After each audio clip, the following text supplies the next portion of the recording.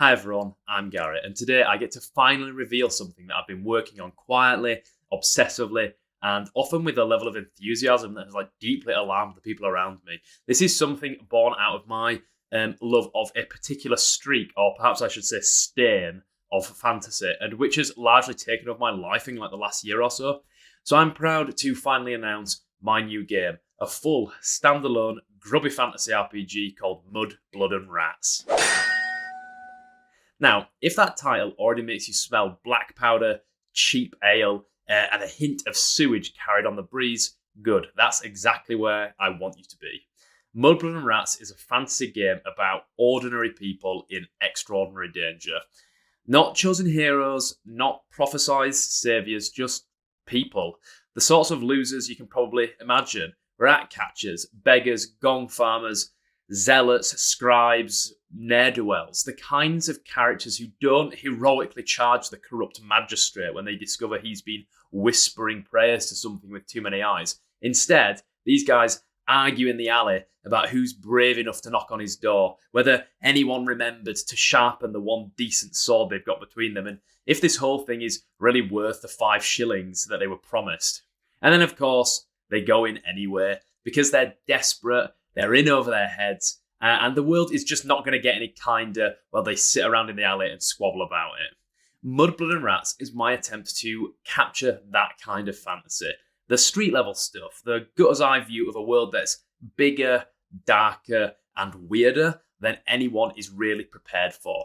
A world where corruption creeps, luck falters, steel bends, and survival always comes at a cost. And today I want to show you what this game is, why I made it, what it offers you, and why, if you've ever found beauty in bleakness, comedy in catastrophe, heroism in failure, well, why Mud, Blood and Rats might fit your table like a well-worn boot.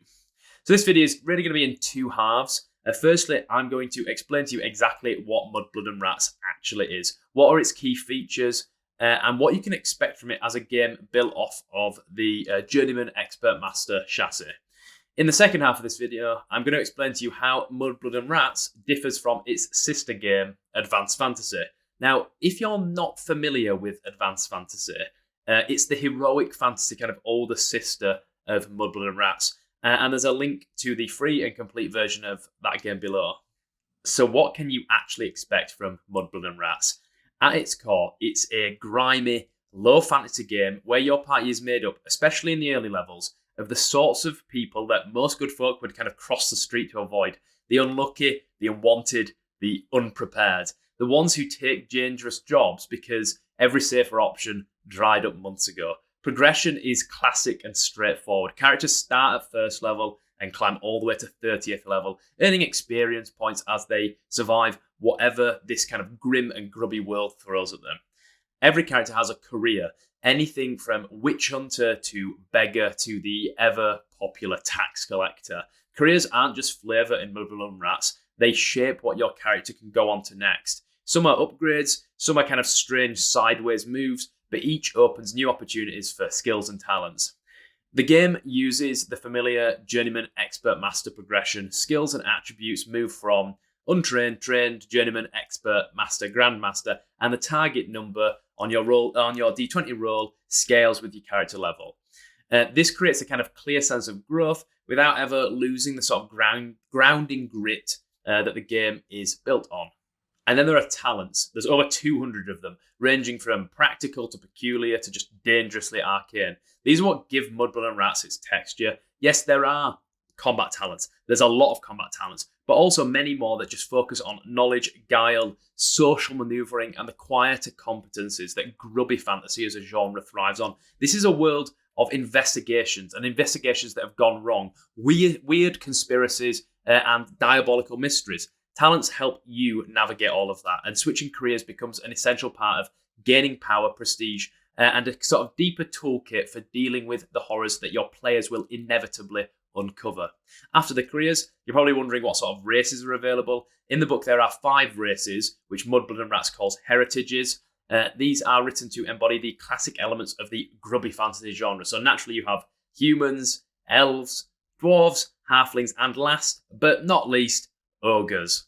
The experience point threshold that a player character requires to level up is made lower for how randomly they allow their character to be generated, with bonuses given for both a random heritage and a random or semi-random starting career. Now, as your characters begin to explore the grim and grubby world of Mudblood and Rats, it's likely that they will encounter an intrinsically evil force, mutation. Every character has a grime limit and the potential to accrue grime points. Grime points represent a character's exposure to filth and corruption, be it physical, mental, or spiritual. Gain too many grime points and the character will start to mutate, gaining various disgusting bodily mutations or the more subtle but just as sinister mental afflictions. Mutations and mutants are hated in this world, and avoiding grime points will surely become the primary focus or a primary focus of any player character worth their salt. But not everything is so bleak. While a character is vulnerable to mutation and madness, they are also destined. A character's destiny and fate is represented by grit. A character begins play with a number of grit points derived from their heritage, with humans receiving the most. Grit points may be spent to take control of the narrative for a brief moment of extreme danger or kind of extreme consequence. This is primarily done to avoid death, dismemberment, or mutation, and acts as the natural counterbalance to grime within the game. Now, magic, both divine and the arcane, has been reworked for this version of JEM to better suit the grim nature of the grubby fantasy genre. Spellcasters generate pools of d6s called sorcery dice to use, which can be sort of spent to draw on the flows of power and direct it into arcane energy. But sorcery, along with much in this world, comes at a cost. It's unpredictable, and those without the proper training risk losing control of the fickle winds of energy. It's clear that practitioners of magic, even at their most powerful, never truly have mastery over the magic that they direct. Indeed, magic that is out of control radiates mutation and can cause the arrival of demonic creatures and other such kind of like terrifying and deleterious effects. Opposing sorcery is the divine power wielded by priests. They can call on their gods through prayer tests, generating bless points that the party can spend as a group for small but meaningful advantages, especially in combat or for particular tests. And for those rare priests who have lived lives of true devotion, the blessings go further. They can invoke like full miracles, moments where their deity reaches into the world, turning the tide for their allies and bringing holy ruin down on their enemies. In addition to these rules for player characters, Gamemasters of Mudblood and Rats are given a whole slew of kind of tools and subsystems to help facilitate the grim, grubby fantasy campaign they've always dreamed of, or had nightmares of.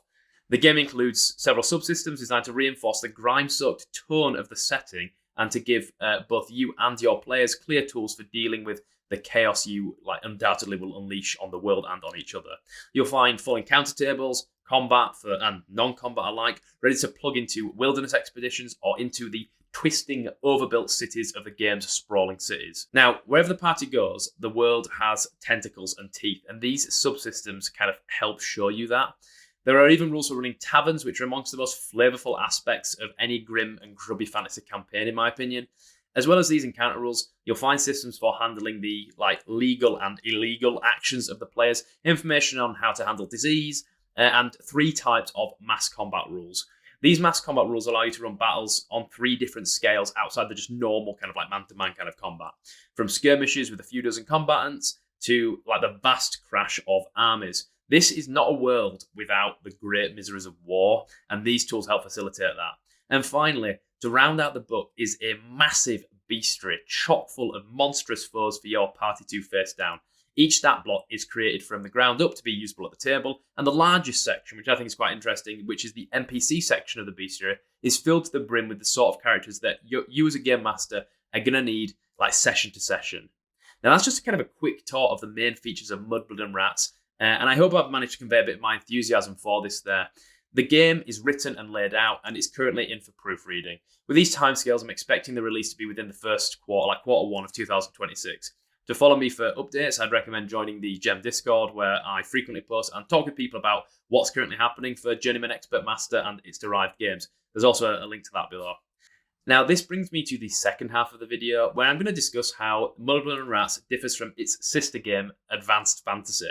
This portion of the video is for diehards of the system that want to peek behind the curtain at some of the design choices that I've made to ensure that Mudblood and Rats nails its brief of being a grim and grubby fantasy game. It's worth noting that, to be honest with you, unless you are familiar with Advanced Fantasy, have played it, enjoyed that game, or you're just generally interested in game design, you might not find this following section like hugely interesting to you. So that's kind of a bit of a caveat and forewarning. So firstly, with that caveat out of the way, I have to acknowledge that both Advanced Fantasy and Mudblood and Rats are built off the JEM Journeyman Expert Master chassis, and therefore, at least on the surface, they play very similarly. Both games track experience from levels 1 to 30, and characters require the exact same amount of experience points to achieve each of their levels. The target numbers for a character to succeed at a test, as well as the hit points and fatigue points, are also exactly the same based on the level of the character, and you're still chucking d20s to make tests and saves. So you'll be very familiar if you played Advanced Fantasy or any other gem-derived game. But this is pretty much where the similarities between Mudblood and Rats and Advanced Fantasy end. While the talents in Advanced Fantasy are organised into kind of like branching talent trees, corresponding to different classes and heritages, talents in this game are organised into careers. Mudblood and Rats is much less hierarchical with its talents, and characters will find that in some fields they're much more competent, and in others they are much less competent than their Advanced Fantasy counterparts. Combat has been completely overhauled to feel harsher and far more lethal. Weapons generally deal a lot more damage, and many more weapons, mundane weapons, carry the rend quality, meaning that armor gets shredded far more often and far more easily. As a result, blocks, dodges, and parries suddenly matter a great deal more than they do in Advanced Fantasy, and your defensive choices as player characters become absolutely necessary for their survival. Instead of a single catch-all armor save, characters now have separate saves for different parts of the body. Every attack rolls a d12 for a hit location, so you know exactly where that blow lands and the consequences that kind of follow from that. It gives fights a really kind of grisly and anatomical quality. And to top it all off, combat is crowned now with brutal critical hit tables, and I would argue darkly comedic critical fumble tables, moments where blades slip, bones crack, and as far as I'm concerned, dirty fighting becomes always a credible option. The way tests play out has also been tuned up to allow for lower fantasy games. If you're familiar with Advanced Fantasy, you'll know that in that game you can burn FP to increase a d20 test on a 1-to-1 ratio. This is something characters can do by default and encourages characters to choose heroic success over dismal failure in a game of Advanced Fantasy. This is not the case with Mudblood and Rats, at least by default. While characters may take talents that allow them to burn FP on certain tests, they can't do this on all their tests, and they can't do it at the start. Instead, a character may flip FP instead of burning it. Flipping involves spending 1 FP for just a flat reroll of a test without changing the target number. What this does, I find, in the playtesting is preserve the hard math at the start of the game, making characters more reliably incompetent at the things they aren't trained in. During playtesting, I found it to be a really suitable way to manage the power levels for lower level characters. I've already mentioned Grime points and grit points here, Grime and grit, but what I didn't explain earlier is that Grime points can actually be taken willingly, granting 1 FP for each point taken. It's provoked situations where characters in dire need of respite or just success in something have willingly, and I would rather kind of say Faustianly, pushed their characters towards mutation in order to allow themselves to flip tests that they would otherwise fail. I found that this slow decline into madness and mutation, which is in part kind of partly encouraged, really helps settle the atmosphere into one of sort of unease and despair, and also kind of black comedy or bleak gallows humor. To add to this, Mudblood and Rats contains a new condition, the Frightened condition. Many monsters and experiences provoke a composure test, which is one of the new skills, with characters gaining a Frightened condition on a failure. Composure, as one of the new skills, is kind of works in tandem with the Frightened condition to cement a feeling of dread and rising terror. Adding to all of this is the fact that every character comes with a predefined or kind of negotiate with the Gamemaster vice, virtue, and ambition. And each one differs. Each one offers different experience point rewards when a player character leans into it. My players were really quick to notice that indulging in their vice pays out more experience points than upholding their virtue, which has naturally nudged the whole campaign towards a roguish, slightly picaresque tone. It's been a delightful source of just mischief at the table. These aren't the only changes, of course. All the skills are different, as is the magic, healing, and mass combat systems. This video is just sharing with you, if you're interested, a smattering of some of the things I believe that I think you will find interesting. Lastly, there's a whole host of optional rules that you can use to tune the campaign to how you want it to be. These cover things like making rend like much more destructive to armor, and also changing the dice that are used for tests from D20s to D100s for that kind of, to evoke that more classic grubby fantasy feel. I promise you'll find the whole book full of such tools.